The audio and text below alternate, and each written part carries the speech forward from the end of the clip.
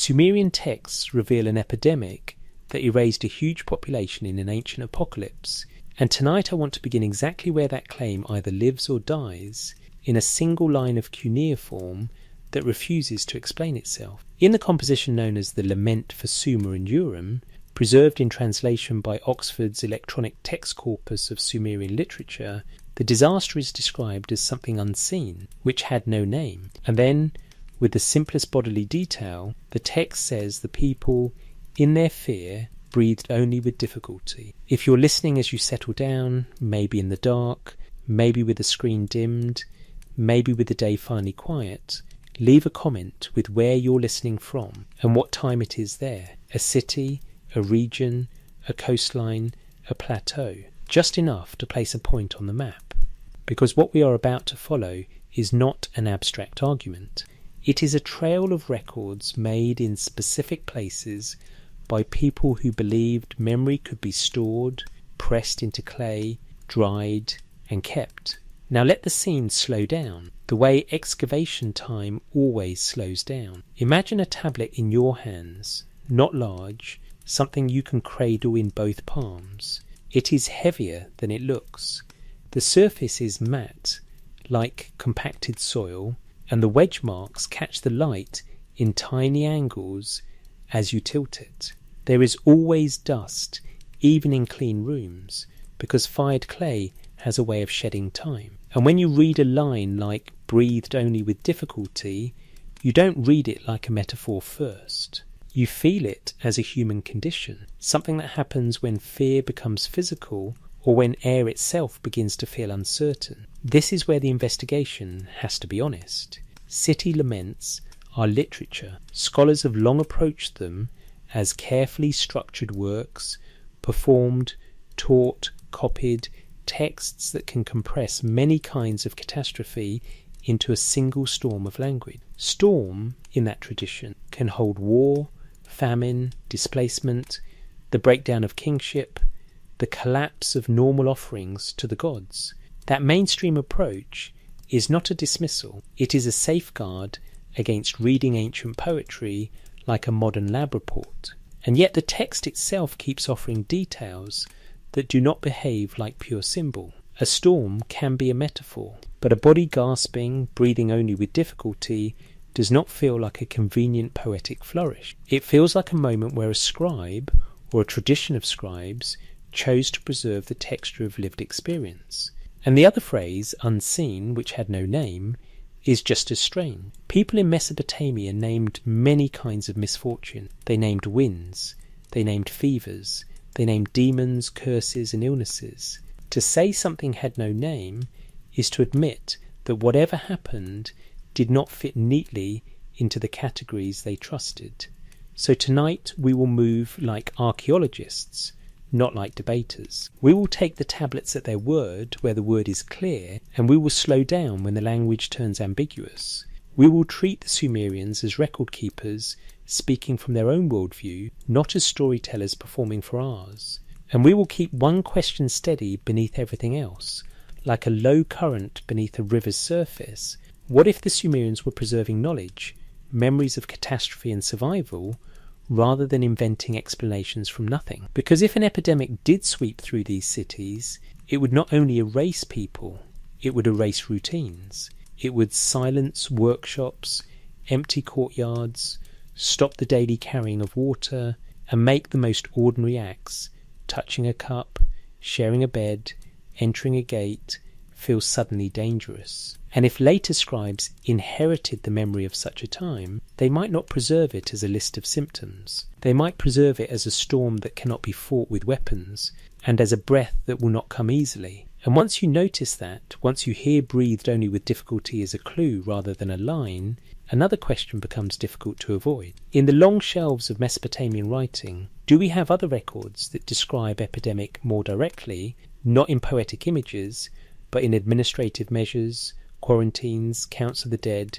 and rules for contact? The cities between two rivers, built to remember. There is a particular kind of landscape where cities do not rise out of stone, but out of mud and water. Southern Mesopotamia is an alluvial plain, flat enough that distance can feel like an illusion, and wide enough that the sky becomes part of the architecture. In places like this, a city is not only a cluster of houses, it is a negotiated agreement with rivers that flood, retreat, shift their channels, and leave behind both fertility and salt.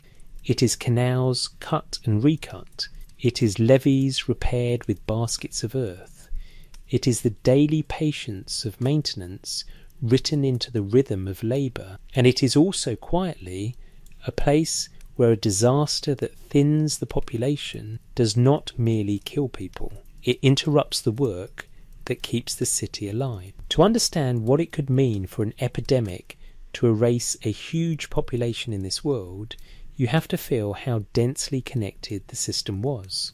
In the Sumerian lament, known as the Lament for Sumer and Urim, the catastrophe is not described as a single blow. It is described as a chain reaction, storehouses shut, watercourses altered, roads emptied, agriculture stilled, families separated. The text imagines a land where no one should set out on the road, where no one should seek out the highway, where the city and its surroundings become ruined mounds. It imagines watercourses carrying brackish water. It imagines fields where weeds overtake the fertile ground. It imagines the ordinary music of work, the cowherd's songs, the sound of churning falling silent. In this kind of writing, silence is evidence. When the sound of labour disappears, something deeper than politics has begun to fail. In Sumerian literature, people sometimes call themselves the black-headed people, a phrase that appears across multiple compositions. In the Lament for Sumer and Urim, that community is imagined as both numerous and vulnerable, numerous as ewes, the text says, and yet suddenly scattered, slaughtered, displaced, or immobilized. This is not the language of a single household tragedy. It is the language of a system losing its human density, its ability to reproduce itself, its ability to keep the city breathing as a collective body. And a Sumerian city really is a kind of body, not in metaphor alone, but in infrastructure. Water is the bloodstream. Canals feed canals, and small ditches feed fields. And the plain produces grain, beer, fodder, wool, oil, dates. Markets and storehouses are organs of storage and distribution. Temples, whether we think of them as spiritual centres or administrative engines, are also coordinating nodes where offerings are gathered and labour is organised. When the lament describes the door of the storehouses being bolted or water being blocked in the Tigris and Euphrates, it is describing a kind of systemic shutdown. This is where the historical foundation becomes important. The Sumerians were not simply inventing stories. They were also keeping records, obsessively, beautifully, relentlessly, because survival in this landscape depended on remembering what was owed, what was stored, what was planted, what was delivered, what was promised to the gods, and what was promised to other humans. Even when a text is literary, it grows out of a culture that handled reality by writing it down. You can see the texture of that record keeping tradition in surviving objects. At the Penn Museum in Philadelphia, there is a clay tablet catalogued as CBS 1221, also known by its older museum number B14221, described in the Penn Museum's own catalogue as a medical tablet, written in Sumerian, dated to the early dynastic Eir period, around 2200 BC, and credited to thee. Babylonian expedition to Nippur, carried out from 1888 to 1900.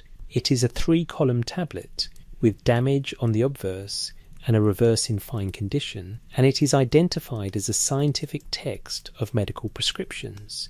A single object like that does not prove an epidemic, but it does show that long before the fall of Ur, there were already traditions of preserving technical knowledge in clay, knowledge meant to be used, recopied, carried forward. And that brings us to the nature of memory in Mesopotamia. It is not only personal, it is institutional. A city does not survive here because someone once had an idea. It survives because systems are remembered and restored after every disruption. Knowledge, in that sense, is less invention than inheritance, an accumulation of procedures that outlast the people who first learnt them. Mainstream scholarship treats the city laments with caution for good reason. Many copies of these compositions come from later Old Babylonian scribal contexts, where students learned canonical literature and where laments could be recopied for generations. That means the text is shaped, edited, performed, standardized, sometimes varied, rather than frozen like a modern eyewitness report. Scholars such as Piotr Michalowski, who produced major work on the lamentation over the destruction of Sumer and for Eisenbrauns, have emphasized manuscript traditions and the careful philological work needed to read these texts responsibly. Within that approach, the laments can preserve historical memory, but they do so through a literary lens that must be handled with restraint. And yet, even inside that restraint, the laments keep insisting on physical realities that are hard to reduce to pure symbolism. In the Lament for Sumer and Urim, the image of a city's life unravelling is built from small, practical absences. No food fetched, no water fetched. Those who go out do not return. Storehouses closed, wells scratched out in marketplaces, barges no longer docking, roads overtaken by weeds. When the text describes corpses floating in the Euphrates and brigands roaming the roads, it is describing what happens when the ordinary patrol of community breaks down and the dead are no longer gathered with dignity. In such passages, the apocalypse is not cosmic, it is administrative, it is logistical, it is the thin line between daily order and abandonment. Another Sumerian city lament, the Lament for Urim, also preserved in translation by Oxford's Electronic Text Corpus of Sumerian Literature, builds its grief through the repeated image of divine protectors abandoning their enclosures. Enlil has abandoned the shrine Nibru, it says, and breezes haunt what was once guarded. Nana has abandoned Urim. Enki has abandoned Eriduk. The text returns again and again to abandonment as a condition, empty pens, empty folds, empty sacred spaces, until the listener begins to feel what abandonment means in a landscape where enclosure is survival. In these laments, the city is not merely destroyed, it is made uninhabitable. And if an epidemic truly moved through this world, whether as a primary cause or as a secondary catastrophe riding alongside famine and war, its signature would not only be death, it would be absence, skilled hands missing from the canal banks, tax collectors gone, farmers gone, priests gone, the quiet places where people should be and are not. Some details in the Lament for Urim feel almost like an inventory of what mass mortality does to the smallest lives. The little ones lying in their mother's arms were carried off like fish by the waters, the translation says. Whatever historical events lie behind the composition, the image is chosen because it is recognizable. It is the kind of loss a city cannot replace quickly. It is the kind of loss that changes the future. So when we talk about an epidemic that erased a huge population, we are not beginning with modern numbers. We are beginning with what the texts themselves treat as evidence. The city's routines failing, its soundscape vanishing, its workers missing, its food chains disrupted, its roads unsafe, its watercourses altered, its storehouses sealed, its families broken into silence. And in the midst of that, the question becomes more pointed and more practical. If later Mesopotamian archives could count the dead, mark contagion, and organise confinement, then what does it mean that a Sumerian lament describes a catastrophe that seemed unseen and had no name, and left the land confused in fear, while the city's systems went still, as if waiting for the missing people who never returned? How illness was written, from symptom to omen to record. In Mesopotamia, illness was never only a private matter, it was a public signal, something that could change the movement of people, the work of palaces, the flow of letters, and the decisions of kings. And it was written down, not because writing was decorative, but because writing was the tool that made a complex society hold together. The first thing to understand is that Mesopotamians did not need microscopes to recognize contagion. They recognized patterns. They watched which houses went quiet. They watched which streets emptied. They noticed when deaths clustered in a palace workforce, or when sickness followed an army camp, or when a city under siege became a reservoir of infection. One of the clearest windows into this practical awareness comes from the old Babylonian archives at Mari, a city on the Euphrates whose letters date to the 18th century BC. In a case described by Annie Attia in an article for Assor's Ancient Near East Today, the king of Mari warns his wife about a woman who is frequently at the palace. He orders strict boundaries. No one is to drink from the cup she uses. No one is to sit on the seat she takes.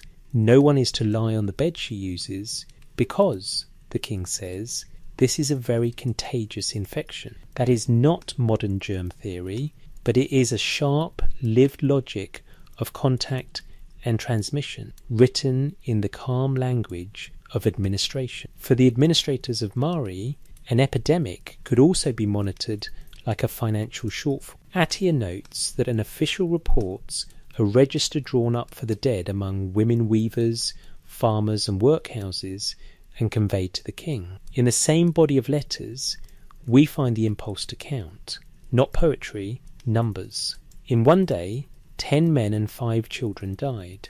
Within 2 days, about 20 men of the troops died. The writing does not try to make the dead meaningful. It tries to make the dead legible, because legibility is how a state responds. And the response was not only counting, it was movement control. Attia describes a warning sent to the Mari king. Stricken city dwellers must not enter uninfected towns, because they will infect the whole land. The king must remain where he is, and not proceed toward an infected district. This is an early description of what we would call containment, organised not as a theory, but as a practical order meant to protect the wider network of settlements. When we move forward in time and outward in geography, the same pattern appears. In the Amarna archive, letters written in Akkadian cuneiform and found in Egypt, dating to the 14th century BC, disease becomes a political problem as well as a biological one. Attia quotes a desperate line from the ruler of Megiddo to Pharaoh Akhenaten. Look, the city is consumed by an epidemic and pestilence.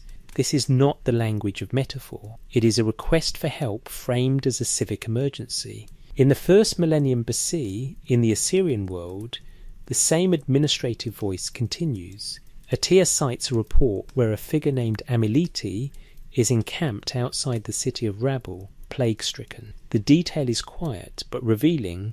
It places disease in the liminal zone outside the walls, where camps form and supplies move, where soldiers and messengers circulate. Epidemic in this record is not hidden. It is stated, like weather, except that it travels with people. So when the earlier Sumerian laments describe roads emptying, people not returning, and the normal movement of the land freezing, one mainstream interpretation is that these are literary ways of describing warfare and social collapse. That interpretation remains strong and responsible. But the later documentary archives show something else at the same time. Mesopotamians were fully capable of describing epidemic conditions as practical crises. They counted deaths. They restricted entry.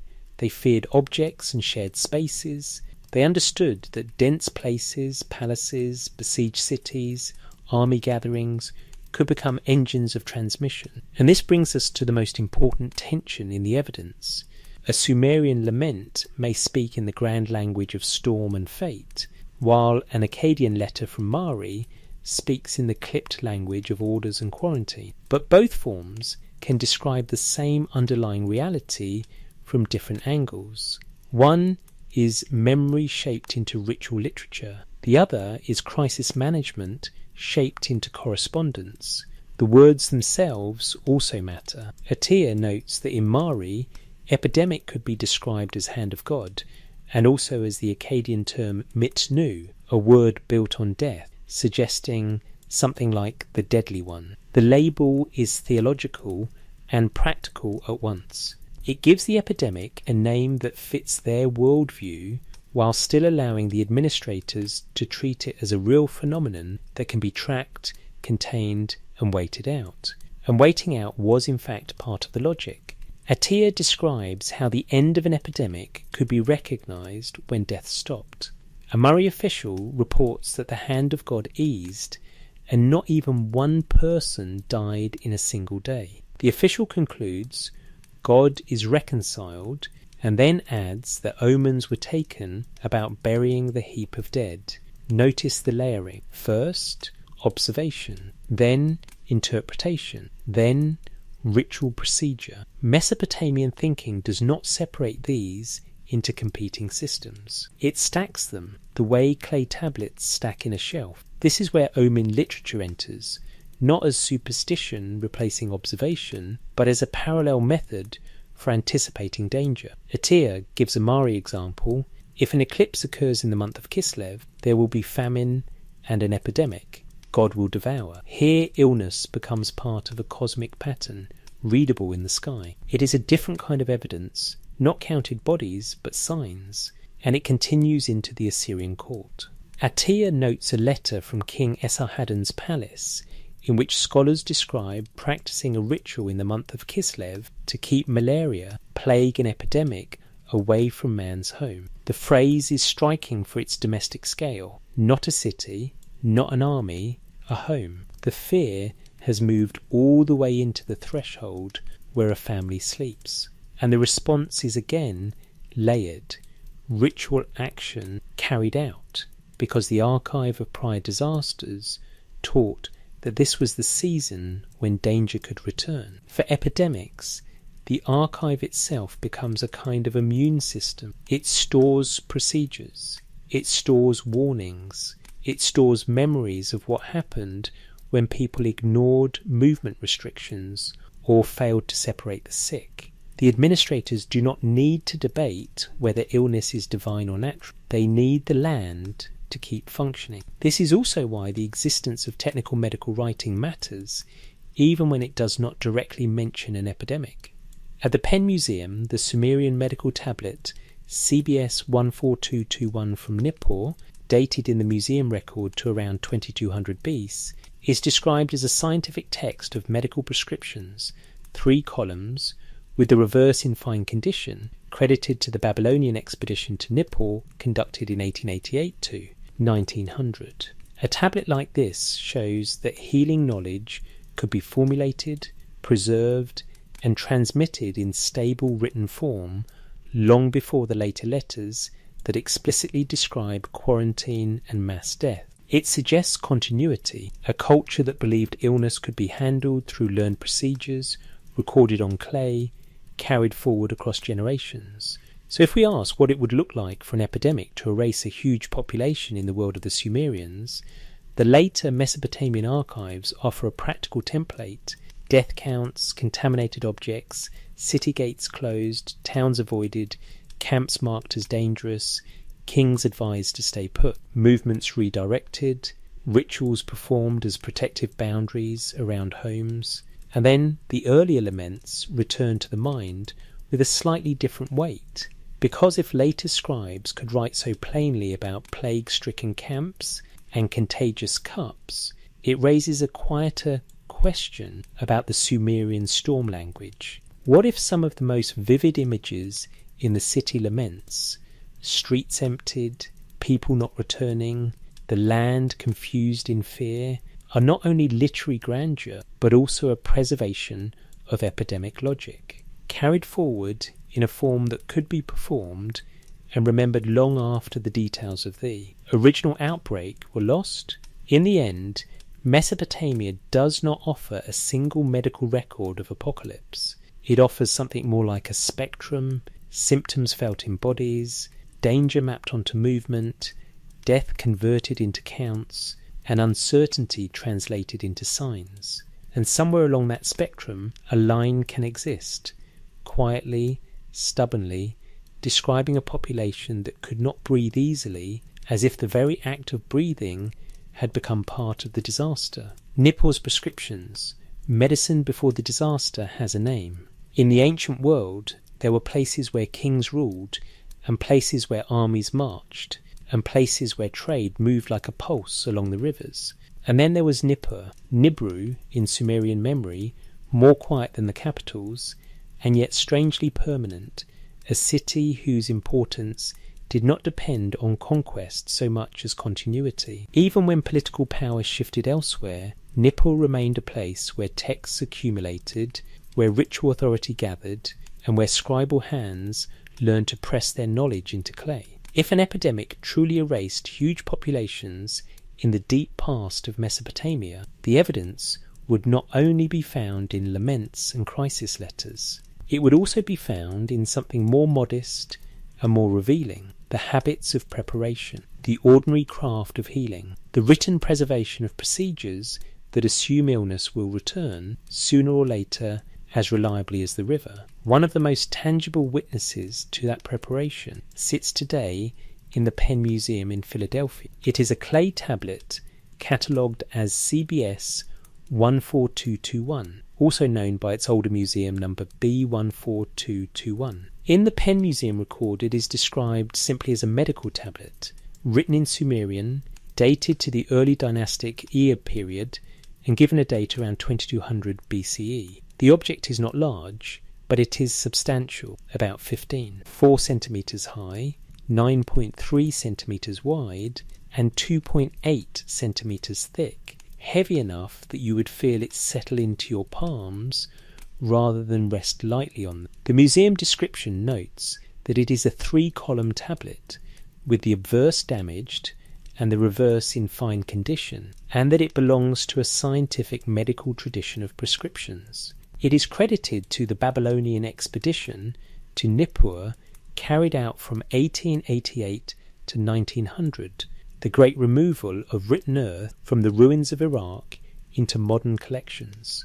When you slow down with a tablet like CBS 14221, you begin to understand something quiet about Mesopotamian survival. The most important knowledge is often not the dramatic knowledge, names of kings, battles, treaties, but the knowledge that keeps bodies functioning when the world becomes unstable. Recipes, measurements, actions, what to wash, what to pound, what to boil, what to pour, what to plaster, what to anoint.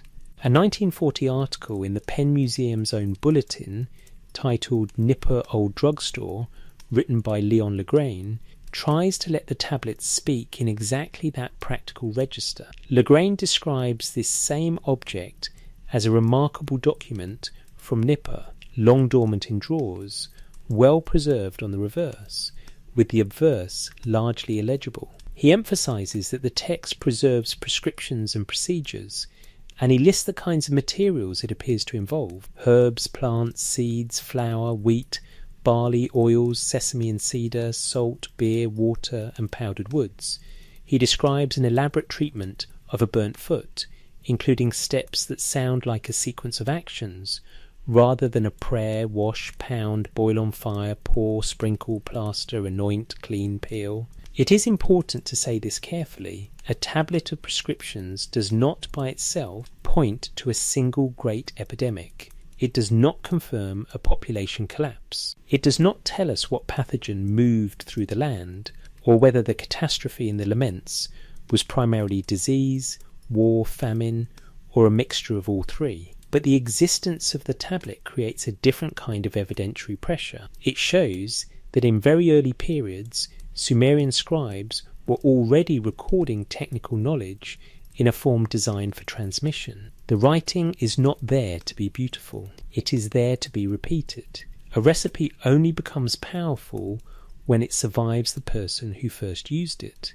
And that is where the question of inheritance becomes unavoidable. In the philosophical framework we are holding to throughout this series, the Sumerians are not simply inventors in a vacuum. They are restorers, preservers, and transmitters.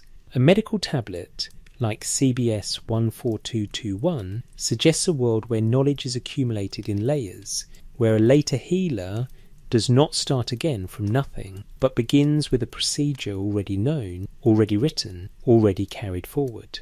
The Penn Museum's catalogue entry contains a small detail that hints at the modern history of classification as well as the ancient history of the text. The description notes that in the museum register the tablet was first labelled ritual, and that this was later crossed out and replaced with medical text, with Old Ak and Eartha 3 added by a hand identified as Aki. Even without knowing the full internal story of that editorial moment, the effect is striking. The object resisted easy categorization. Ritual and medicine are not cleanly separated categories in Mesopotamian practice. A prescription could be technical, and a technical procedure could be bound to divine names.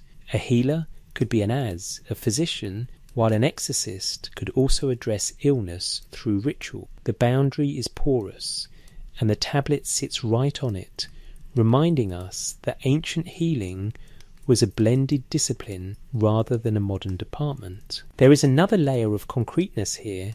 Catalogue numbers and cross-references are themselves part of the story. In the Penn Museum record, CBS 14221 is linked to a CDLI identifier P269190, and the record notes that there is a cast number and an Ashmolean cast reference, Asham 19940054.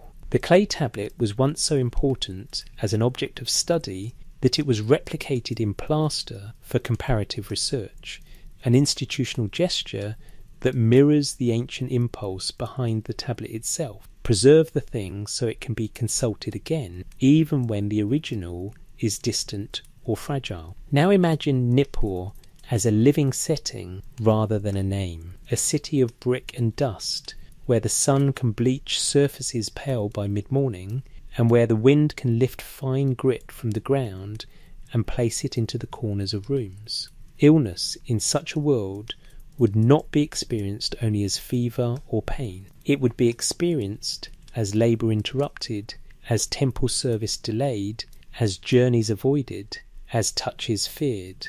And so the presence of a tablet of prescriptions is more than a medical curiosity. It is evidence that Sumerian life included an expectation of injury and sickness significant enough to justify written procedure. Mainstream interpretation reads this kind of tablet as part of early Mesopotamian scholarly and practical traditions, collections of recipes, early pharmacological thinking, and the recording of technical actions. That interpretation is solid and supported by the nature of the text itself, as represented in the Penn Museum catalogue and in Legrain's published discussion. But if we allow ourselves a speculative question only as a question, the tablet also suggests something else. What if the reason such procedures mattered was not only everyday injury, but recurring crisis? What if, behind the calm imperative verbs, wash, pound, boil, there is an inherited memory that bodies sometimes fail in patterns, that whole households can be threatened, and that knowledge must outlive the generation that first learned the lesson? In the Lament for Sumer and Urim, the disaster is described as something unseen, something that had no name. A phrase like that can be read as poetic intensity. It can also be read as a clue to a situation where ordinary categories were not enough. And one of the few reliable responses humans have to the unnamed is procedure, do what worked before, repeat what was handed down, preserve what can be preserved. Nippur's prescriptions do not shout, they do not dramatize, they simply persist, like clay does. And that persistence creates a gentle, unsettling possibility that long before the great laments were copied and recited, long before administrators at Mari wrote about contagious cups and plague-stricken camps, there were already hands in Mesopotamia recording how to keep a human body functioning, because experience had taught that the body and the city could not always be trusted to endure on their own. And once you accept that possibility, another question begins to take shape in the quiet spaces between tablets. If Sumerian medicine was preserved as procedure, and if later Mesopotamian administrations preserved epidemic response as policy, then what happens when a literary text uses the language of storm to describe a catastrophe that immobilizes people and interrupts return? Could that storm be carrying more than one kind of destruction at once?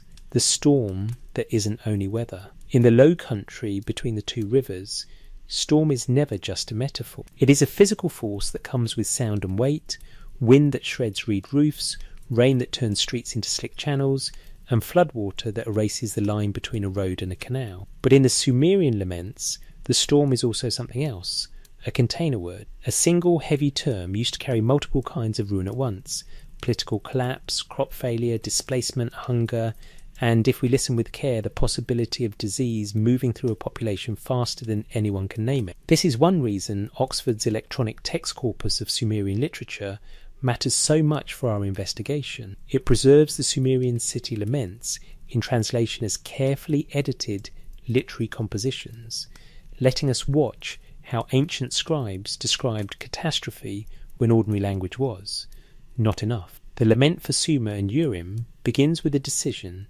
that is not made by generals or councils, but by gods. The text says the appointed times are overturned, divine plans are obliterated, and storms gather to strike like a flood. In the logic of the poem, the storm is not random weather, it is a chosen event, released into history like a sentence. That framing can tempt modern readers to file the whole composition under theology and symbolism and stop there. But the investigative problem is that real disasters are often remembered in exactly this way, as moral, as cosmic, as something with intention, because intention is the only way a human community can fit massive loss into a story that still allows life to continue. That is why Piotr Michalowski's scholarly work on these laments, cited through the Oxford Corpus Bibliography for the composition, is so important. It encourages us to treat them as crafted literature without stripping them of their historical memory. So let's approach the storm the way archaeologists approach a destruction lake. We don't assume it has one cause. We look for what it contains. The first thing the storm contains is the collapse of infrastructure, water, storage, labour. The laments world is full of canals, fields, granaries, herds, and routine deliveries. When the storm arrives, those routines stop. The text's voice returns again and again to the same kind of loss: houses broken, pens empty, offerings interrupted, roads unsafe, families scattered.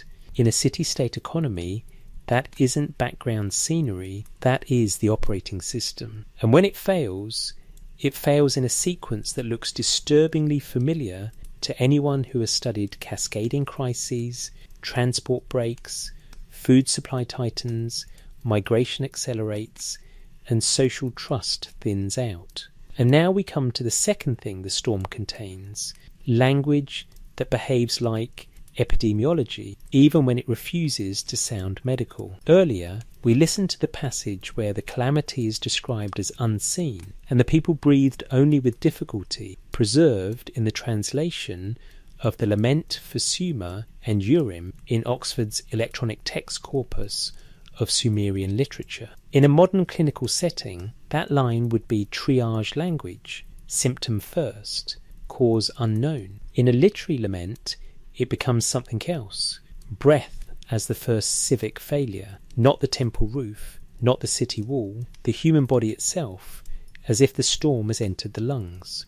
Mainstream interpretation tends to treat the laments as memorial poetry for the fall of Ur III around 2004 BCE, a real political collapse, accelerated by warfare, internal strain, and environmental pressures. That's a strong mainstream position, and it is often the best first explanation. But it has a specific weakness: it can flatten every bodily detail into metaphor. Breath becomes fear, silence becomes mourning, and nameless affliction becomes divine anger. The result is a reading where human physiology carries no information, yet scribes were capable of choosing different kinds of imagery. They could have emphasized flames, arrows, blood, or starvation alone. Instead, in this text, they stop and talk about breathing. So here is the alternative possibility, presented carefully.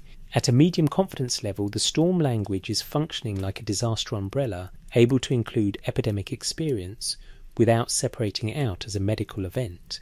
The community may not have had one single diagnostic term for what they were experiencing, or the text may be compressing several waves of suffering, war, flight, famine, sickness, into one remembered sequence. That kind of compression is exactly what we expect when a society writes catastrophe into ritual poetry to be performed and transmitted. We can test whether this idea is plausible by looking sideways, away from Sumerian laments, and toward later Mesopotamian records that speak in a different register. Ani Atiyah's survey Epidemics in Mesopotamia, published through Assur's Ancient Near East Today, collects evidence from archives such as Mari in the 18th century BC and Nineveh in the 7th century BC. Those records show rulers and administrators responding to outbreaks with movement restriction, avoidance of shared objects, confinement of affected areas, and counts of the dead, practical measures described with the same seriousness as military logistics. In other words, Mesopotamians could at times write about epidemic as an administrative crisis rather than purely a theological one. Ani Atiyah's study matters here not because it proves a Sumerian plague, but because it demonstrates the broader Mesopotamian habit of treating mass sickness as something that leaves written traces, warnings, constraints, numbers, and ritual procedures embedded in governance.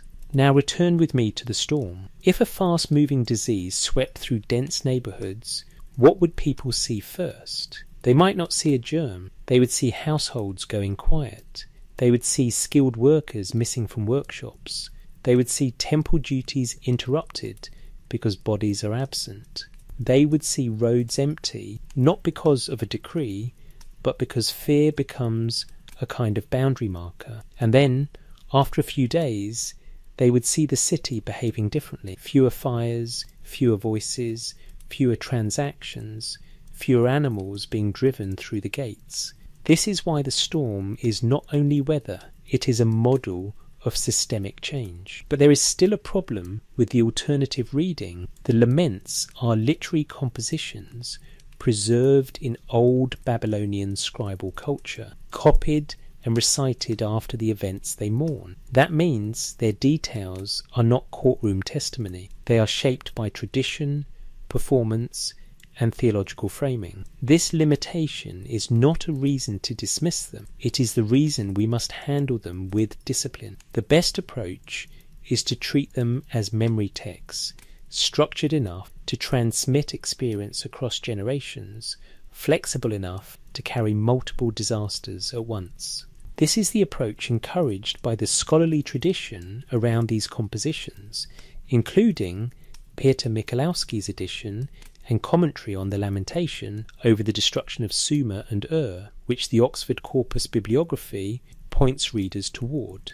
There is a third thing the storm contains, and it is quieter: the idea that catastrophe is not a single blow, but a long pressure. Sumerian lamentation is full of duration. It lingers, it repeats, it circles the same losses with slight variation, the way grief returns to the same room in the mind. That pacing is not accidental, it is how a community learns a disaster and how it teaches it. If the memory includes famine, you do not just say hunger, you describe empty pens, withered fields, interrupted offerings, families breaking apart.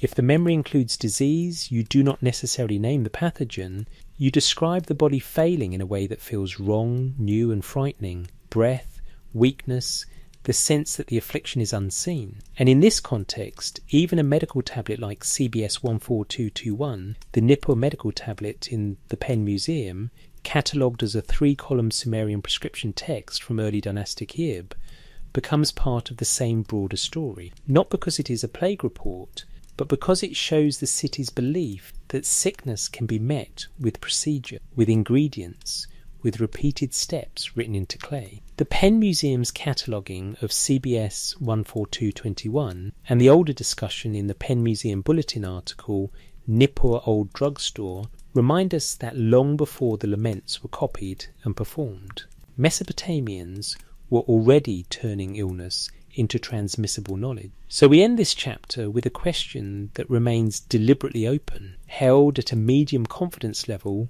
rather than forced into certainty. When the lament says storm, are we hearing only wind and water, only siege and famine, only the fall of a dynasty? Or are we hearing a word built to carry everything a city cannot separate while it is dying? The collapse of administration, the thinning of food, the failure of breath, and the terror of an affliction that moves through streets faster than names can form. And if the storm is a container, what else did it keep safe inside it? For 4,000 years. For 4,000 years, until someone learned to read the clay again. Rivers, corpses, and silent streets. There is a moment in the laments when the argument leaves the heavens and drops into the street, not into a grand temple court, not into a throne room, into the places where ordinary life has always been visible, the quay where jars are filled, the canal bank where reeds are cut, the narrow lane where a child runs ahead of a mother. In southern Mesopotamia, those places exist only because water is managed. A city is not merely built. It is maintained day after day by canal cleaning, by dredging, by labour rosters, by grain deliveries, by repairs to levees, by the steady movement of people who believe tomorrow will resemble today. And then the laments show us what it looks like when tomorrow never arrives.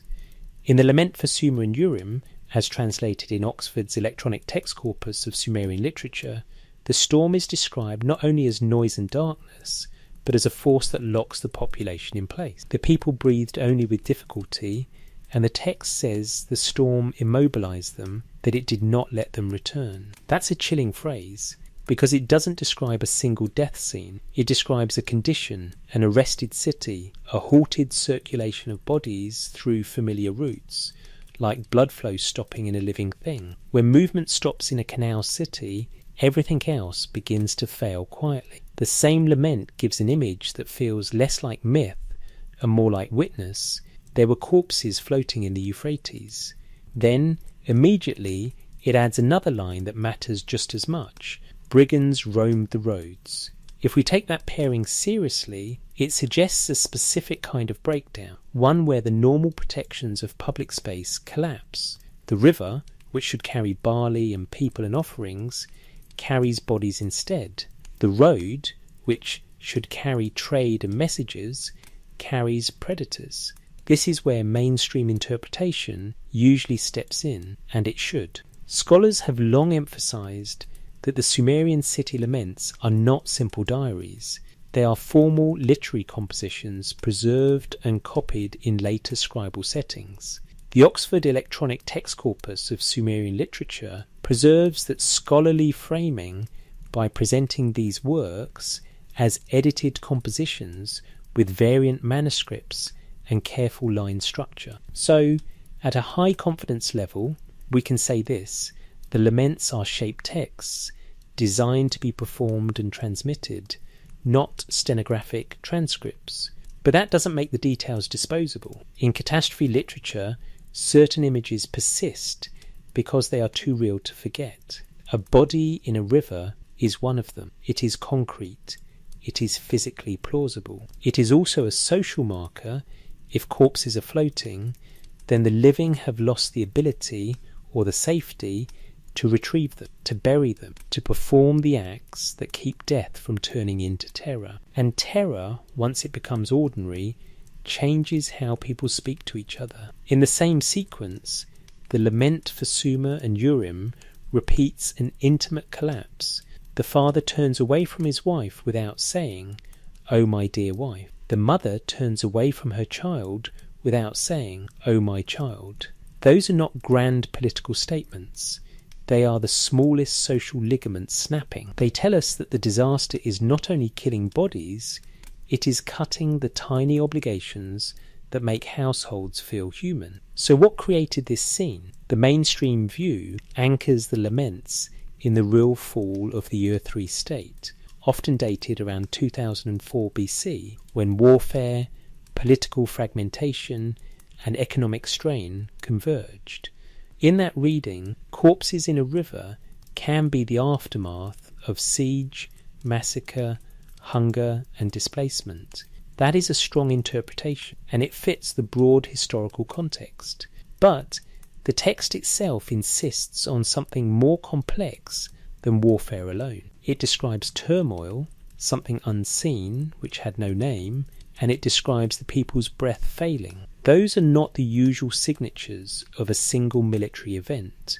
They are the kind of language we often see when communities face a compound disaster, one that includes violence, yes, but also famine, and possibly disease moving through a weakened population. Here the alternative possibility enters at a medium confidence level. In later Mesopotamian archives, epidemics are described as administrative crises, officials restrict movement, avoid contact, track deaths, and treat disease as something that spreads through people and objects, as surveyed by Annie Attia in her article Epidemics in Mesopotamia for Azores.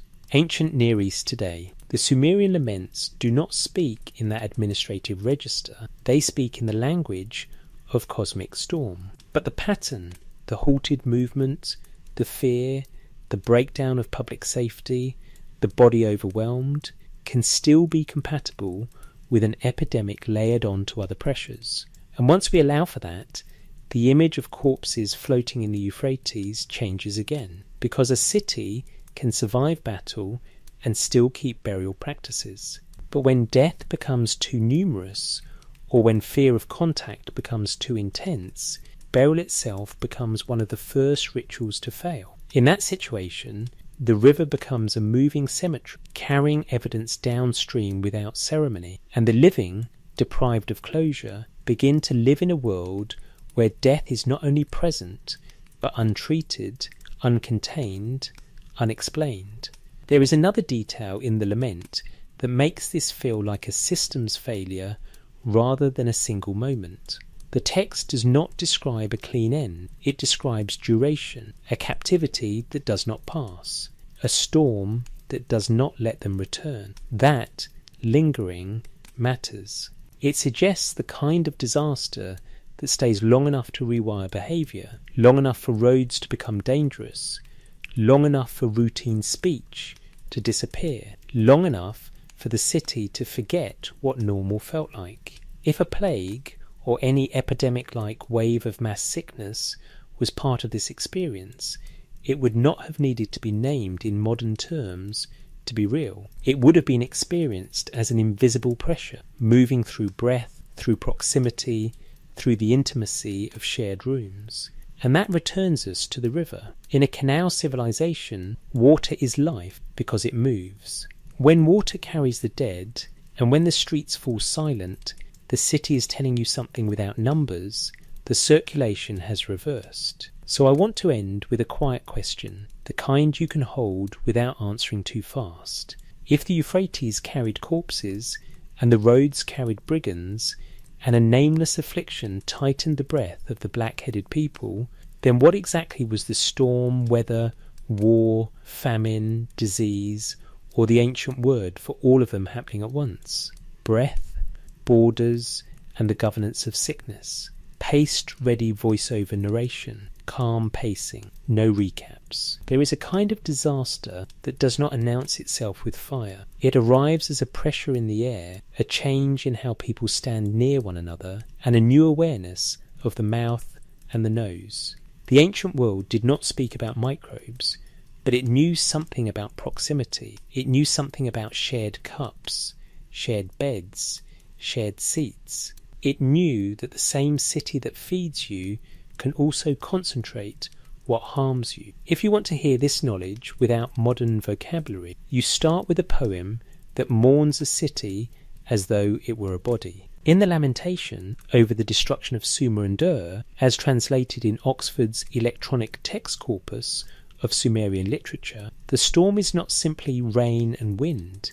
It is a system in motion. The poem shows how quickly ordinary order becomes unrecognisable, streets go unsafe, homes lose their protections, and the dead are no longer kept separate from the living. In that translation, the river itself becomes part of the catastrophe, with corpses described as floating in the Euphrates, not hidden, not buried, but carried along the city's bloodstream. And then the poem does something more unsettling than describe death. It describes breath failing as a civic condition. Not breath as poetry, not breath as metaphor alone, but breath as the way a community knows it can gather, trade, marry, worship, and grieve. When that shared rhythm breaks, you do not just lose bodies, you lose the ability to be together without fear. This is where a disciplined reading matters. Most scholars locate the city laments in the long shadow of the Ur III collapse around 2004 BC, and emphasize that these are formal compositions preserved and transmitted in scribal contexts, not diary entries from a single day. That approach is essential. It keeps us from treating the poem as a laboratory report, and yet, even as a crafted memory text, the lament is still doing historical work. It is preserving what catastrophe felt like from the inside, not only the spectacle of destruction, but the social physics of it, how people stop moving, stop touching, stop trusting. So here is the question we carry carefully with medium confidence and no diagnosis.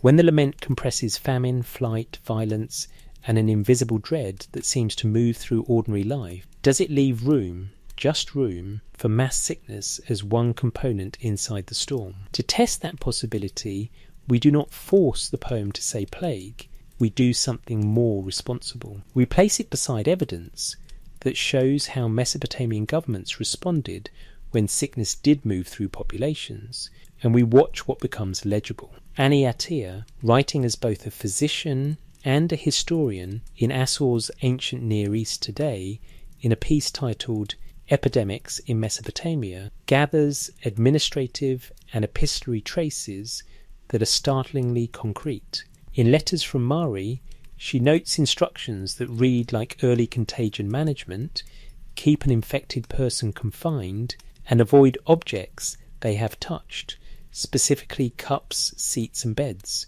The threat is not described in modern clinical terms, but the logic is plain. Contact carries danger. The household becomes a boundary. Atiyah also draws attention to the way officials counted death. Numbers appear with blunt regularity: 10 men and 5 children in a single day, and about 20 soldiers dead within 2 days.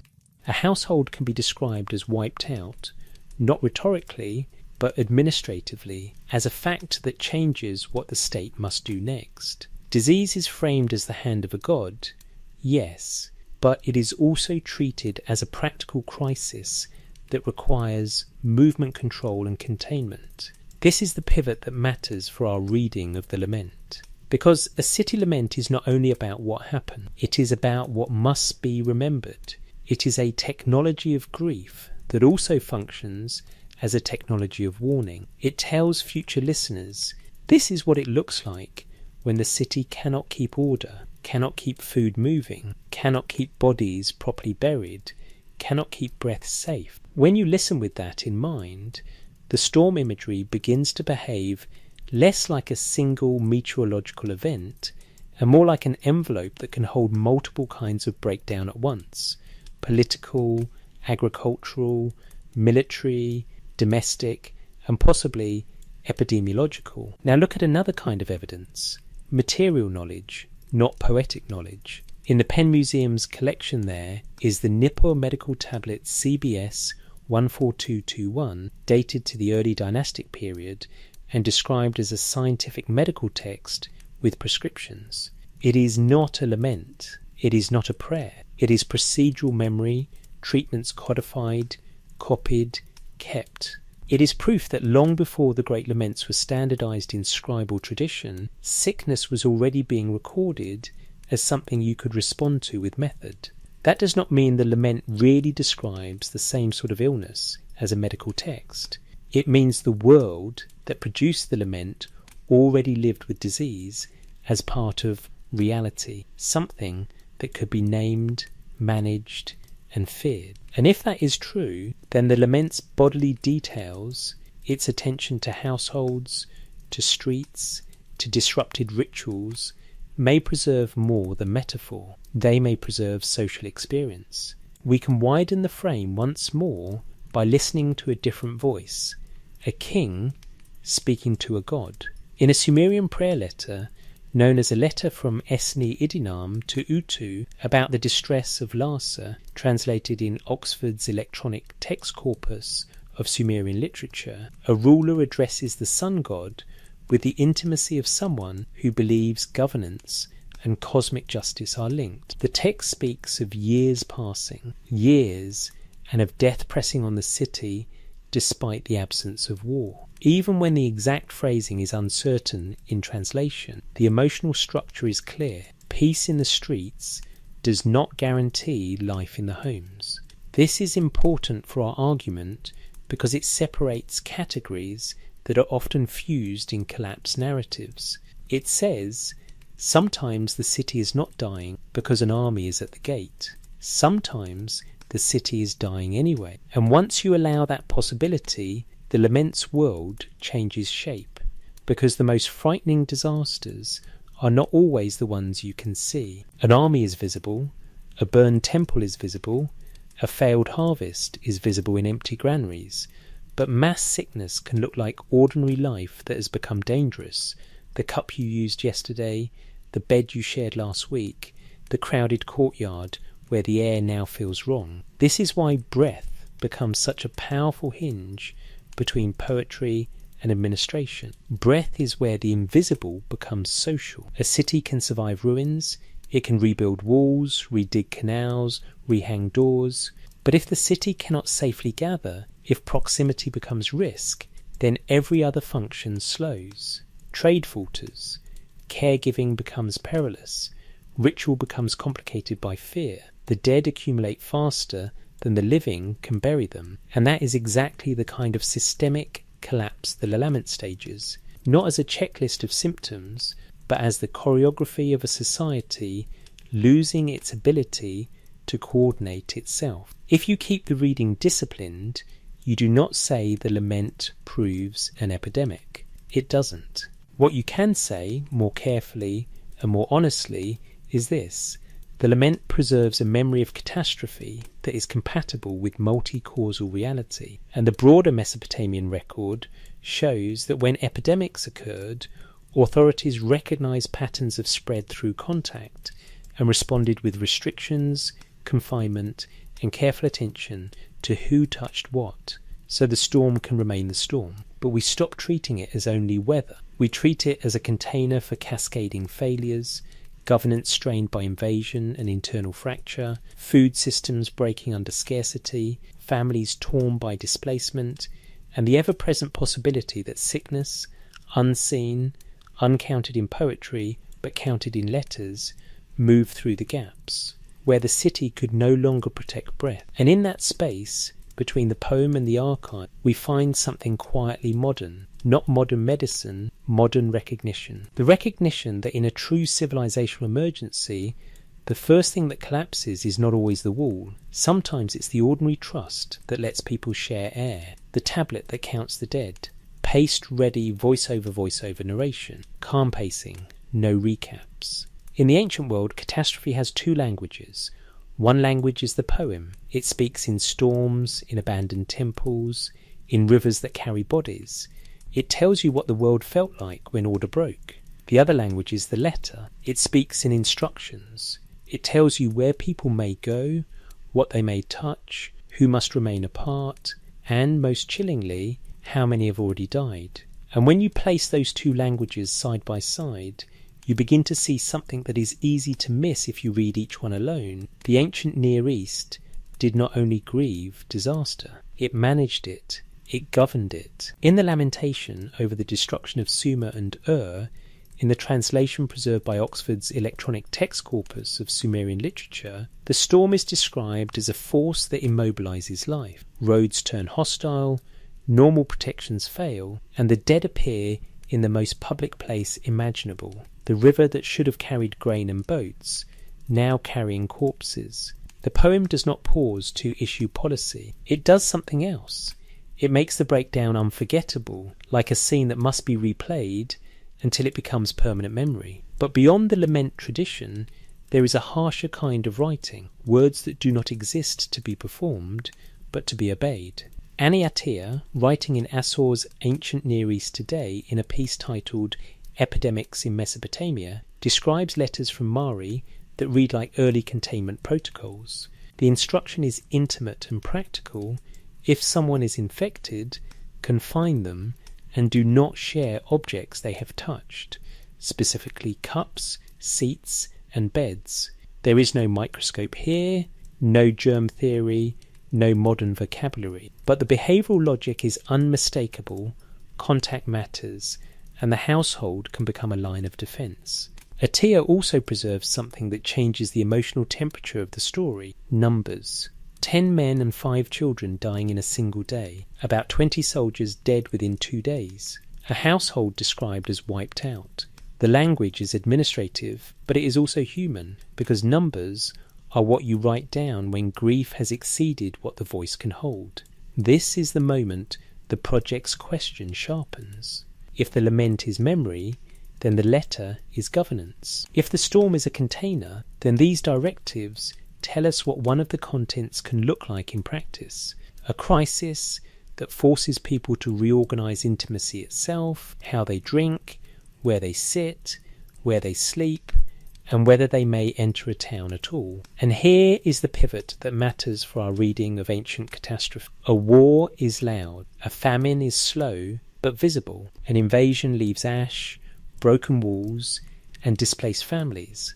But an epidemic, whatever its exact biological identity in any given case, is a different kind of disaster. It weaponizes the ordinary. It takes the daily routines that build social life and turns them into channels of risk. A cup becomes a question. A bed becomes a threat.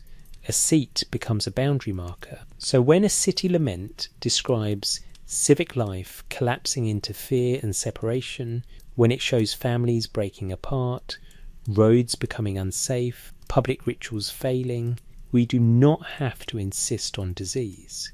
But we can allow the possibility that the poem is wide enough to hold it, the way a storm cloud holds more than one kind of darkness. Now bring in the material record. The objects that prove the ancient world did not only fear sickness, but studied it. In the Penn Museum's collections, the Nippur medical tablet known as CBS 1221 is described as a scientific medical text with prescriptions from Nippur dated to the early dynastic period. Even without reading every line, its existence tells us something profound. Procedural knowledge about illness was already being written down, organised, and preserved centuries before later imperial archives expanded the medical corpus.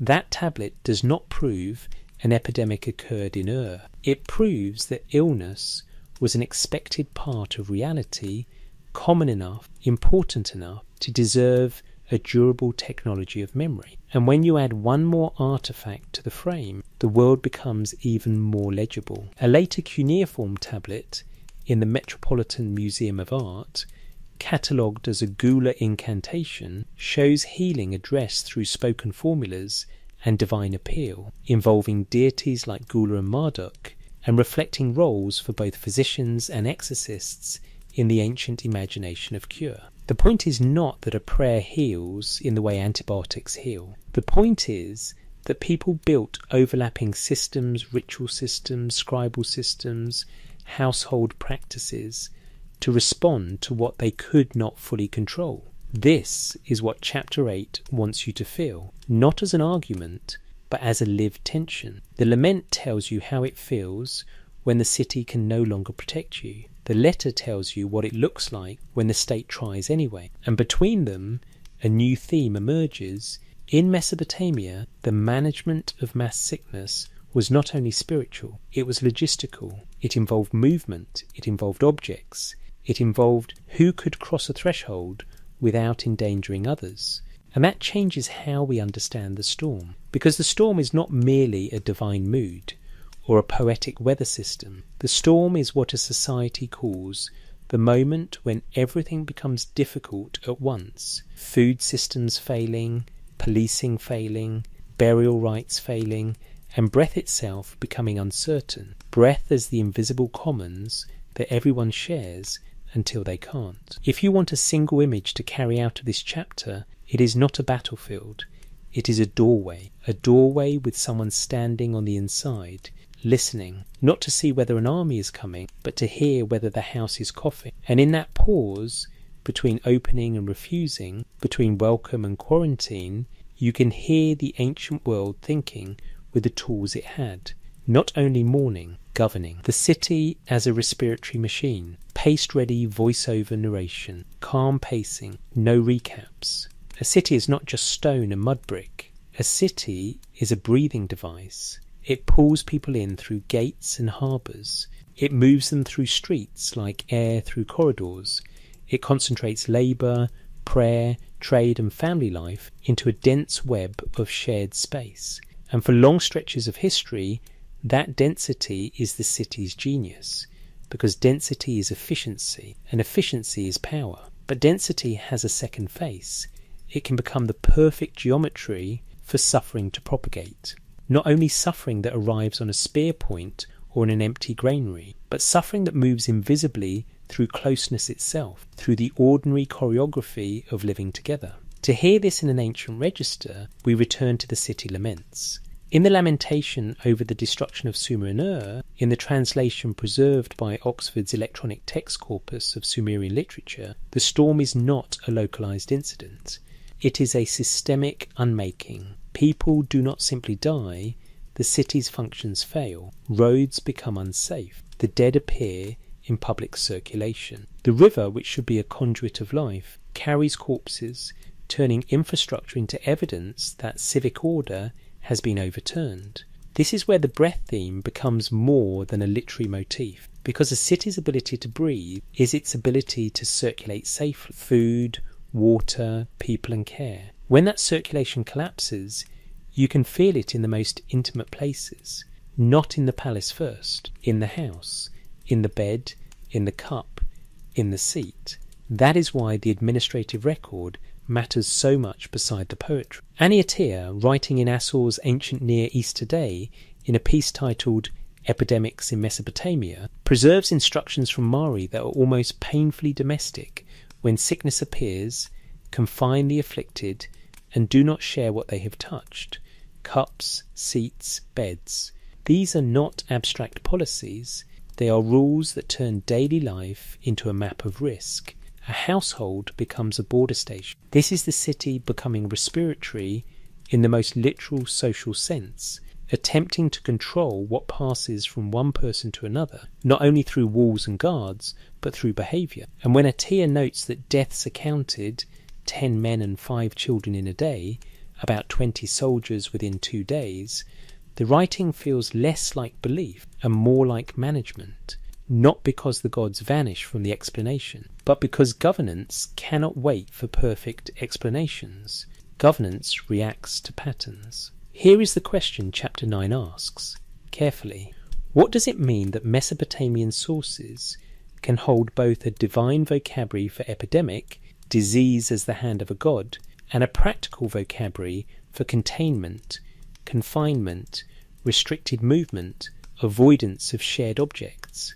It means the ancient world understood, in its own terms, that mass sickness is not only an event, it is a reorganisation of society. And it means that when the lament describes the city collapsing into fear, immobility, and violated rituals, we do not have to choose between metaphor and reality. We can treat the lament as a memory text that compresses multiple modalities of disaster into one storm-shaped narrative. Now, to make the city's breathing visible, we step from text to object. The Nippur Medical Tablet CBS 14221 in the Penn Museum's collections is described as a scientific medical text with prescriptions dated to the early dynastic period. Even in a world saturated with ritual explanation, someone took the time to write procedures down. Someone believed the body could be addressed through method, not only through lament. That tablet is not a window into a single outbreak. It is a window into infrastructure of knowledge, an early archive of how to respond when bodies fail. And when you place it beside later healing texts, like a cuneiform tablet in the Metropolitan Museum of Art, catalogued as a Gula incantation, invoking healing deities and reflecting the roles of physicians and exorcists, you see a long continuum. On one end, prayer as treatment. On the other, prescription as technique. In the middle, governance as the attempt to keep the city from becoming a single shared sick room. So here is the image we build, and we build it without forcing the sources to say more than they do. Picture the city as lungs. The gates are the mouth, the roads are the bronchi, branching, distributing life. The marketplace is the alveoli, where exchange happens, where energy is transferred. And when crisis arrives, war, famine, displacement, sickness, the city tries to protect those delicate exchange surfaces. It tries to slow movement. It tries to stop contact. It tries to separate the healthy from the afflicted. But every attempt has a cost. Because the city lives by contact, trade requires proximity, ritual requires gathering, caregiving requires touch. And when you restrict these, you do not only reduce risk, you change what the city is. This is why epidemics are so socially destructive, even when they are not the only disaster in motion. They attack the trust architecture of civilization. They make the most human acts, sharing food, welcoming a traveller, sitting close enough to hear a voice, feel like a hazard. And now we return one last time to the storm. In the lament tradition, the storm is a container. It holds famine, violence, exile, and the unravelling of civic safety. In administrative letters and later texts, summarised by Aniatia, we see that sickness can be managed through boundaries, through confinement and avoidance, precisely because it travels along the same channels that make urban life possible. So the storm is not only what happens to a city, the storm is what happens inside a city when its breathing apparatus is overwhelmed, when circulation becomes contamination, when closeness becomes danger, when the city can no longer trust its own air. And that is the deepest continuity between lament and letter. The lament tells you what it feels like when the city stops breathing as a community. The letter shows you the first ancient attempt to make it breathe again. The gods, the ghost, and the public body. Pace-ready voiceover narration. Calm pacing. No recaps.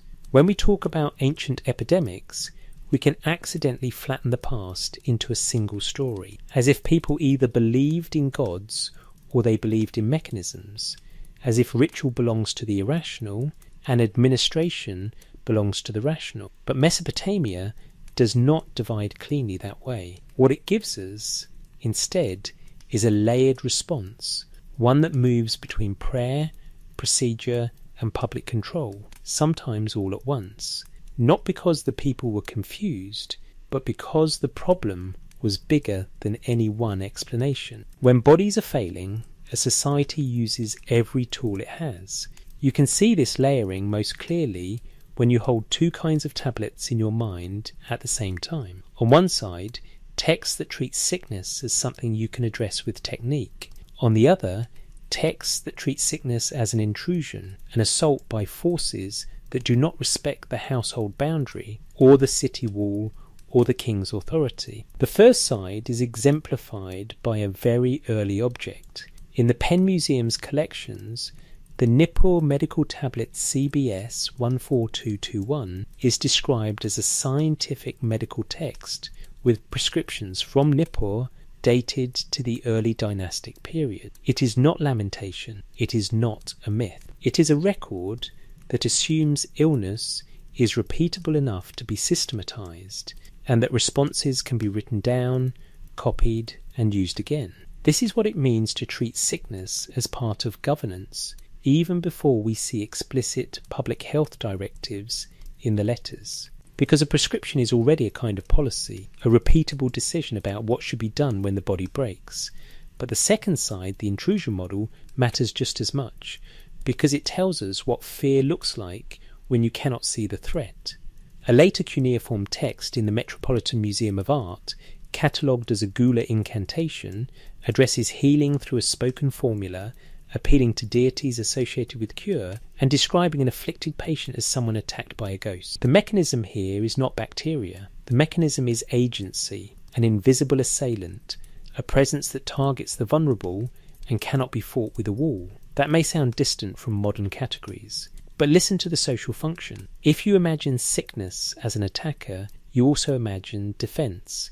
You imagine thresholds, purification, protection, and, critically, you imagine that the household is a front line. And once you are thinking in terms of defense, it becomes easier to understand why administrative responses to epidemics can look so behaviourally precise. Because what is quarantine? At its core, if not a ritualised boundary, a boundary made enforceable, a boundary made collective, a boundary that tries to keep invisible harm from passing through the ordinary openings of life. This is where the documentary record becomes almost uncomfortable in its clarity. Annie Attia, writing in Assor's Ancient Near East Today, in her piece Epidemics in Mesopotamia, preserves evidence from Mari that shows authorities treating sickness as contagious in practice, even if divine language frames its cause. The instructions warn against sharing everyday objects, cups, seats, beds, and emphasise confinement.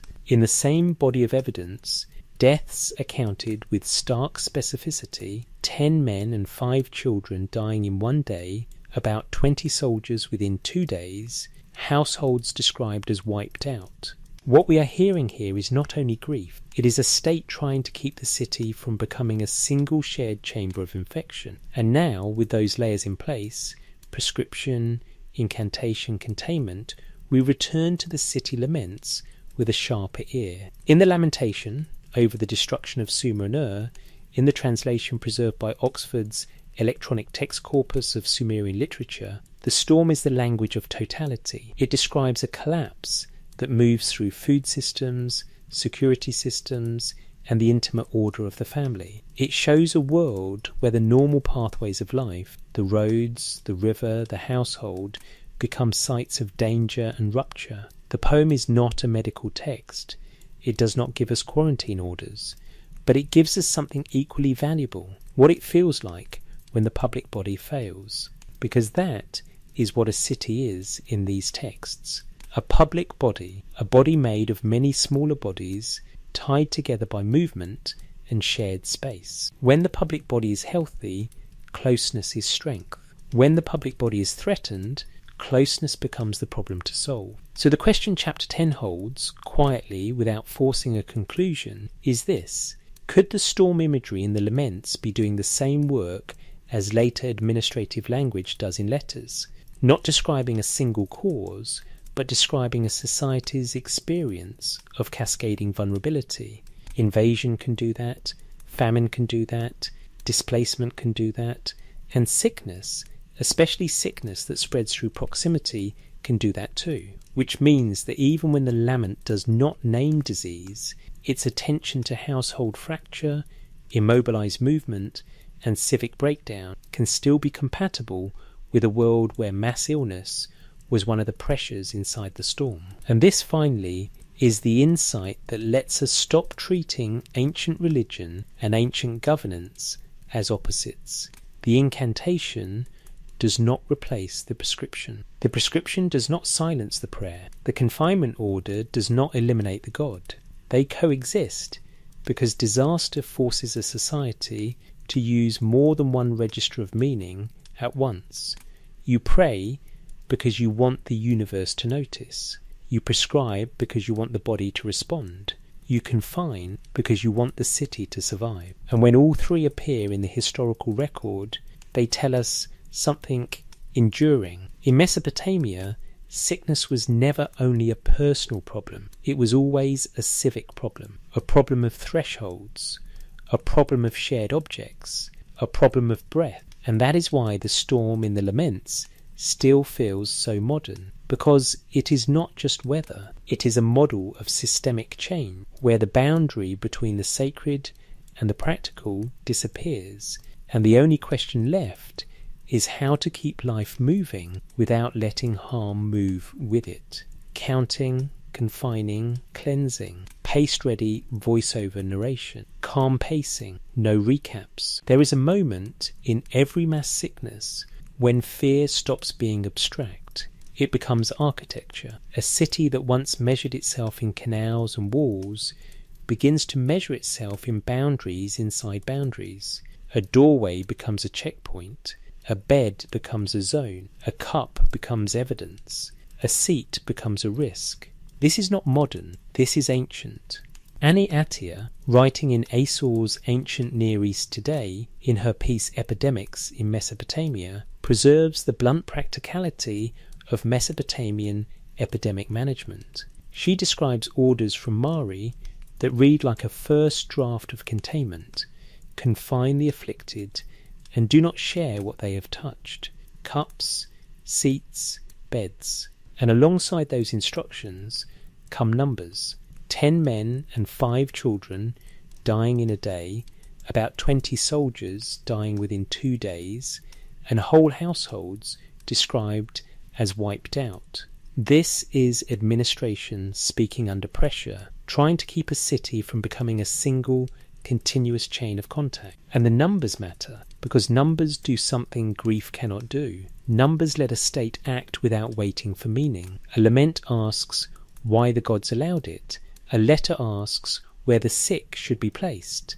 A count asks how many are already gone. You can feel this transition, this shift from cosmic explanation to civic response, when you set the administrative record beside the poetry. In the lamentation over the destruction of Sumer and in the translation preserved by Oxford's electronic text corpus of Sumerian literature, the storm is total. It does not merely kill. It breaks the city's ability to function as a moral and logistical organism. Roads become unsafe. Ordinary protections fail. The river that should carry life carries corpses.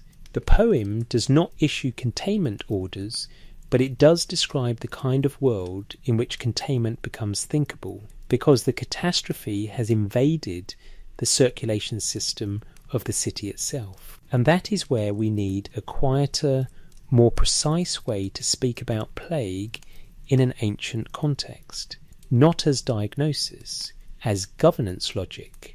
Because what Attia's evidence shows is not only that people feared sickness, it shows that they recognized patterns of spread in behavior and objects.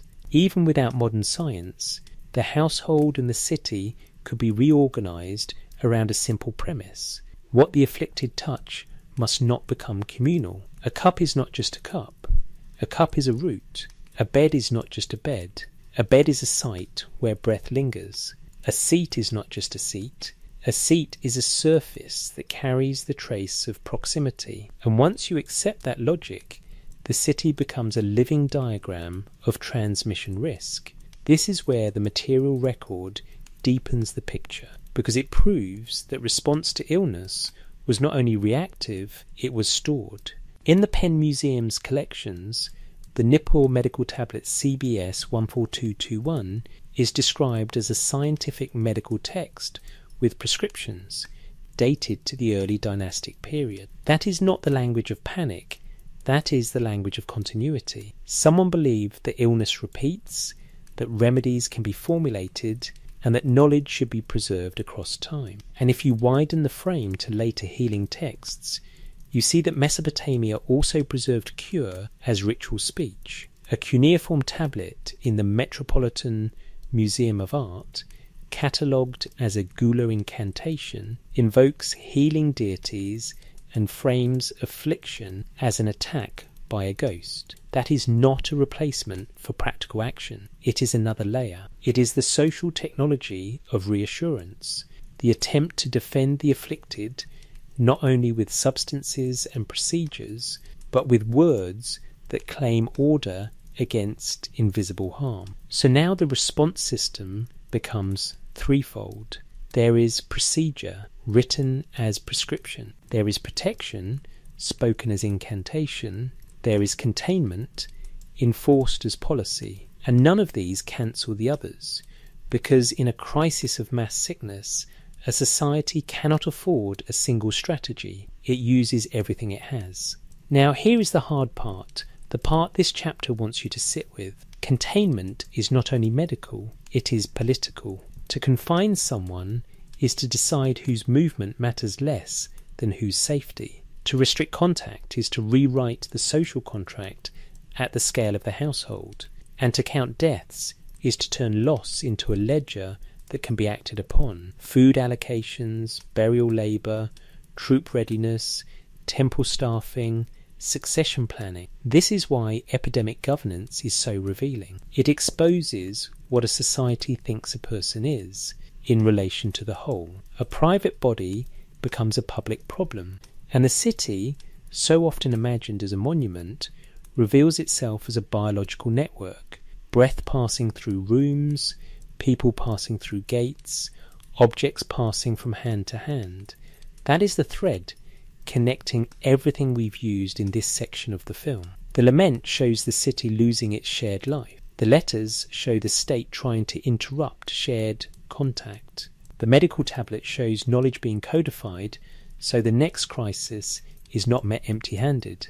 And the healing incantation shows that when people cannot see the cause, they still insist on a form of agency. Someone, human or divine, must be able to intervene. In the end, the most haunting continuity is not the language of gods, or even the language of storms. It is the language of thresholds. Who may enter? Who must remain apart? What may be shared? What must be purified? What must be counted? Because when the city is threatened by an invisible danger, the first defence is not a wall. It is a rule about proximity. And that rule, ancient, practical, intimate, turns the entire city into an instrument designed to do one thing, to keep breath from becoming the vehicle of collapse. After the storm, repair, return, and the reopening of the city. Paced, ready voiceover narration. Calm pacing, no recaps. A disaster ends in two different ways. One way is physical. The winds stop. The fires burn down. The deaths slow. The other way is social. People decide, quietly, cautiously, that they can begin sharing space again. The first ending can happen without anyone's permission. The second ending is a choice.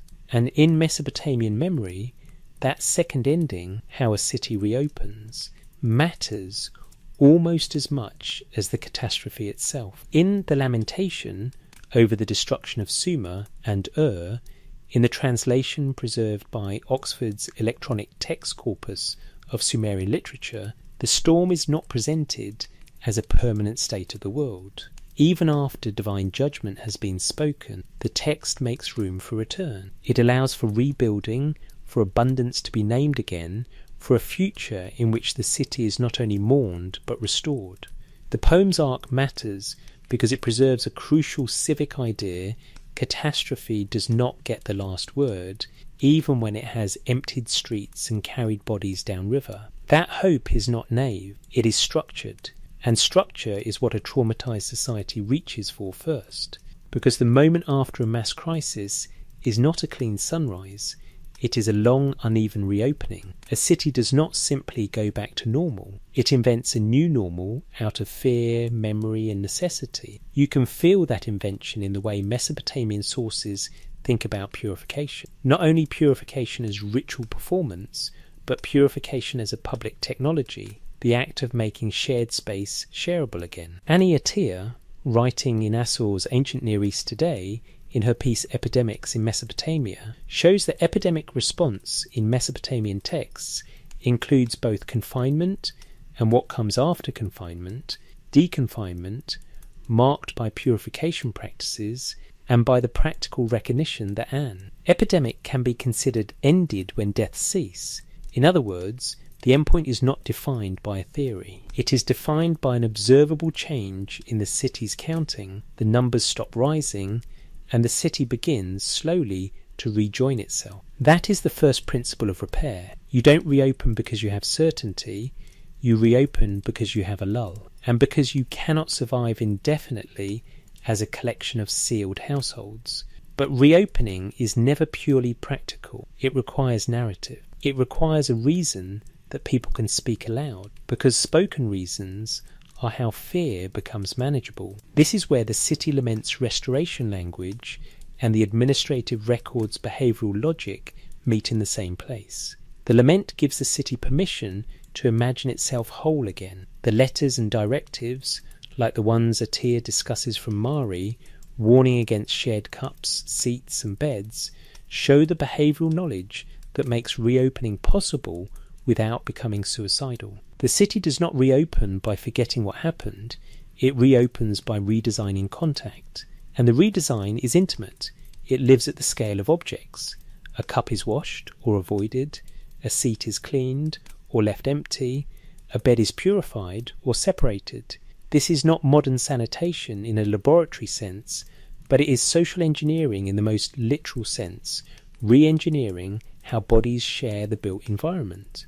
Now consider what it means that Mesopotamia kept medical knowledge not only in living practice, but in writing. The Nippur Medical Tablets CBS 14221 in the Penn Museum's collections, described as a scientific medical text with prescriptions from the early dynastic period, is part of a deep archive of repair. A prescription is a vote for continuity. It says the body can be addressed, care can be repeated, knowledge can outlast panic. And later, healing traditions kept another kind of continuity as well, continuity of reassurance.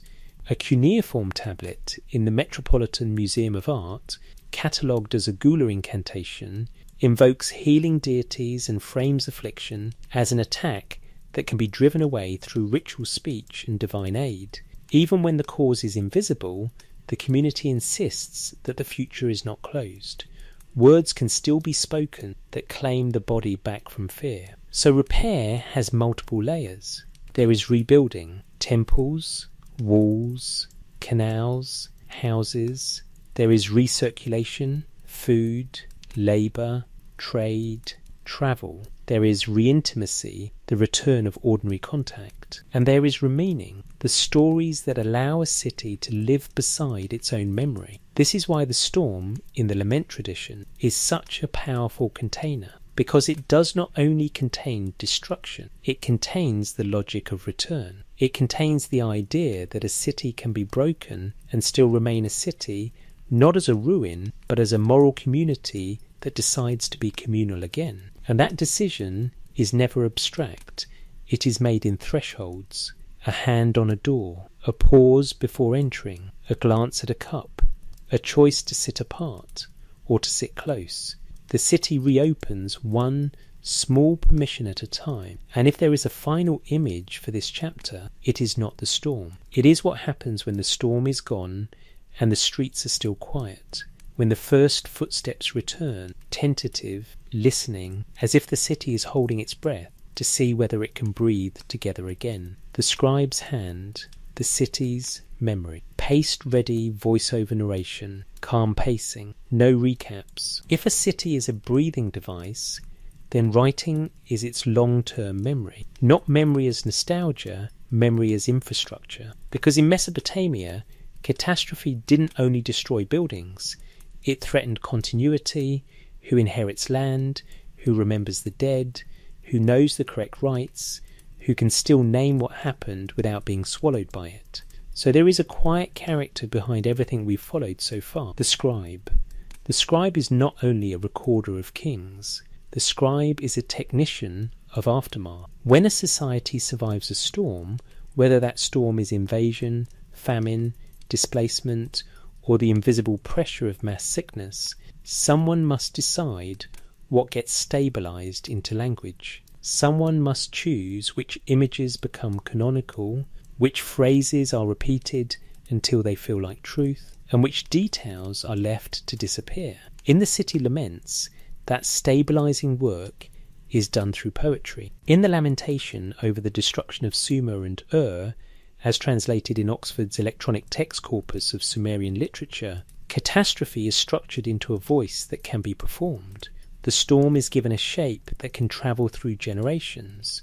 The poem makes devastation speakable. It turns collapse into a sequence that can be remembered without losing the listener entirely. And that is not ornament, it is function. Because a city that cannot narrate its own destruction is in danger of repeating it without understanding why it felt so final. But the scribe's hand does not only preserve grief, it preserves response. It preserves what a society tried.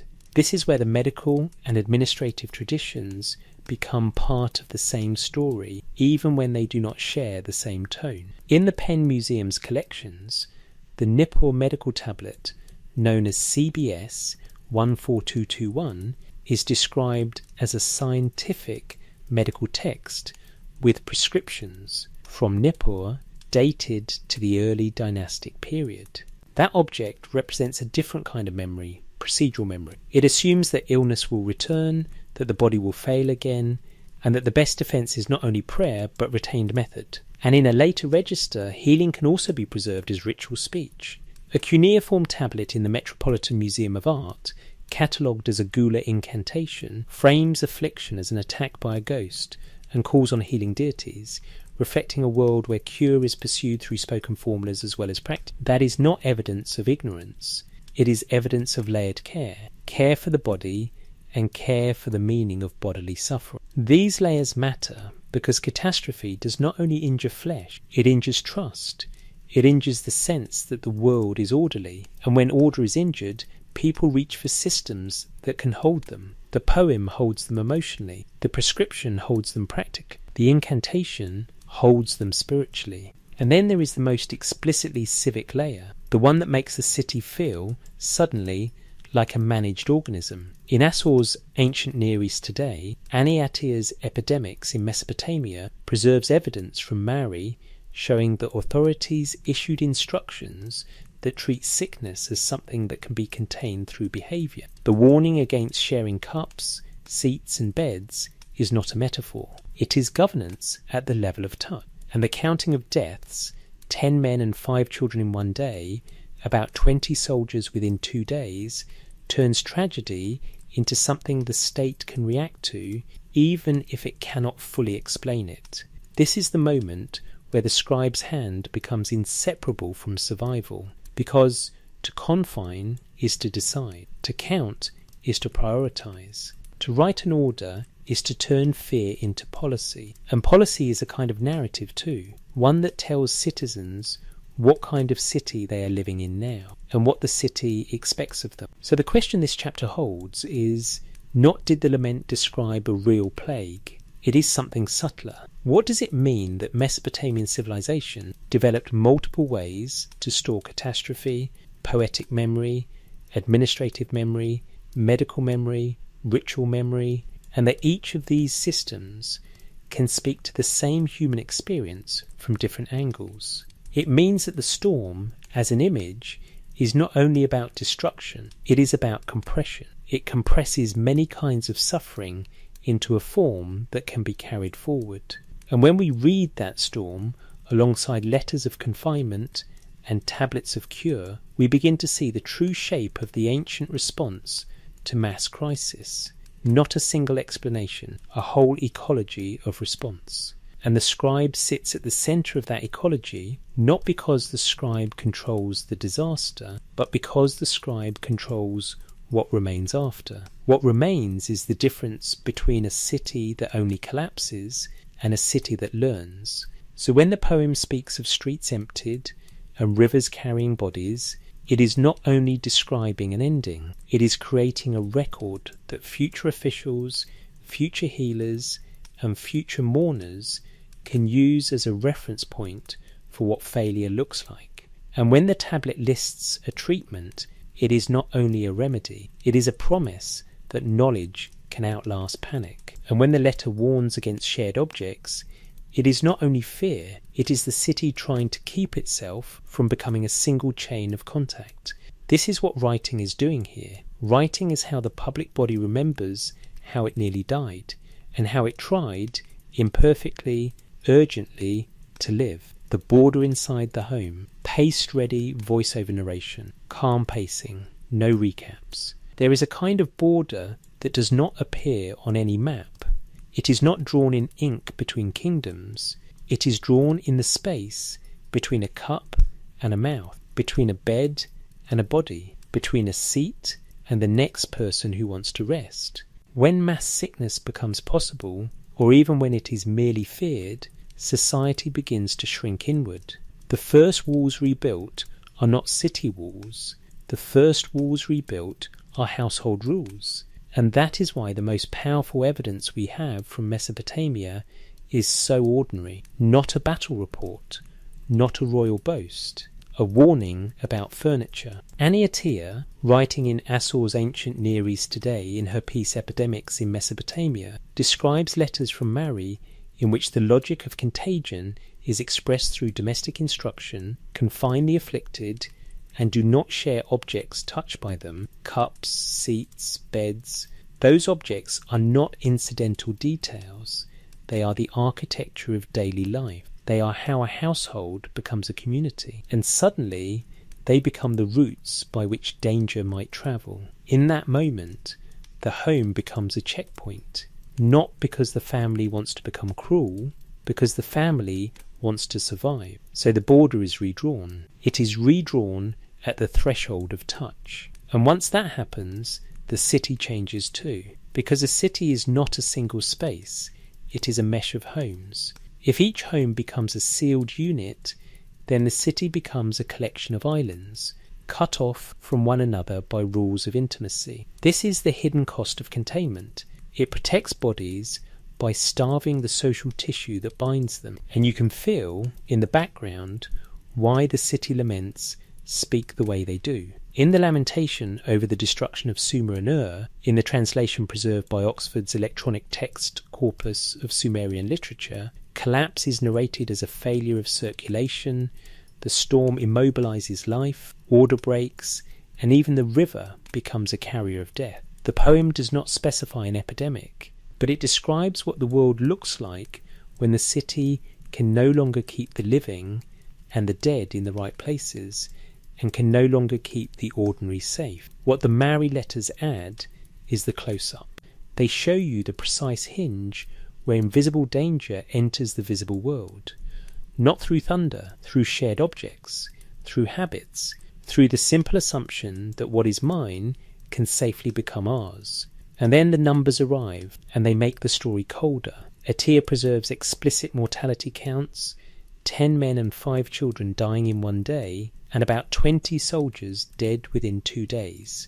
Counting is not only record keeping, counting is triage. Counting is the state and the household trying to keep their minds intact when grief is too large to hold in pure language. Because once you count, you also begin to plan. Who must carry water? Who must bury? Who must be kept away? Which households are now empty? Which doors will not open again? And here is where we learn something important about ancient Mesopotamia. It was not only afraid of sickness, it was prepared to store knowledge about it. In the Penn Museum's collections, the Nippur medical tablet CBS 14221 is described as a scientific medical text with prescriptions from the early dynastic period. That tablet is a different kind of border. It is a boundary against forgetfulness. It says, the body fails in patterns. The community can respond in patterns. A remedy can outlast a panic. And if we widen the lens to later healing traditions, we see that Mesopotamian response also included a protective language aimed at what cannot be seen. A cuneiform tablet in the Metropolitan Museum of Art, catalogued as a Gula incantation, frames affliction as an attack by a ghost and calls on healing deities to drive it away. This is not a substitute for practical action. It is another layer of defense. Defense for the mind, defense for meaning, defense for the sense that the world is not purely random. So the home, in this chapter, becomes the centre of the story, not as a sentimental place, as a political place, because the first governance of sickness happens before the palace acts. It happens in the household, when someone decides whether a visitor may enter. It happens when someone refuses a shared cup. It happens when someone chooses to sleep apart. Those choices are not private once a crisis is underway. They accumulate into a public outcome. They determine whether the city's circulation slows enough to survive or stays fast enough to amplify loss. And now we can say something careful about the storm again. The storm is not only weather, it is a name for what happens when normal boundaries fail and must be rebuilt quickly, imperfectly, at the smallest scale first. The city tries to rebuild its walls. The household rebuilds its rules. The scribe rebuilds memory. The healer rebuilds hope. And all of them, every layer, are trying to answer the same question. How do we remain a community when community itself has become the risk? If there is an image to hold at the end of this chapter, it is not a god on a throne. It is a hand hovering over a cup, not taking it, not sharing it, pausing in the space where love, fear, and survival all meet. Because that pause, ancient, intimate, unrecorded in monuments, but preserved in letters, is where the border inside the home is drawn.